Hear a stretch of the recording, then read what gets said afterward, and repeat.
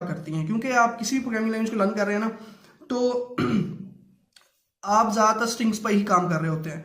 हर तरह का डाटा क्या होता है, स्ट्रिंग्स में ही होता है। कुछ डाटा होता है जो आपके पास डाटा टाइप इसके आप स्पेसिफिकली डिफाइन करते हो, जैसे आपके पास इंटीजर्स हो गया, डेसिमल्स हो गया, लॉन्ग हो गया, इनके लिए आप स्पेसिफिक डाटा डिफाइन कर रहे होते हो, बाइट्स के लिए भी। तो लेकिन जो ज़्यादातर हम काम किस पे कर रहे होते हैं, स्ट्रिंग्स पे काम कर रहे होते हैं। चले टाइम ज़ाया किए बगैर हम नेक्स्ट चलते हैं, स्ट्रिंग्स की प्रैक्टिस भी करते हैं, इसको अंडरस्टैंड भी करते हैं। स्ट्रिंग्स के आपको इंट्रोडक्शन तो पता ही होगा, स्ट्रिंग्स का, स्ट्रिंग्स कहते हैं किसे हैं।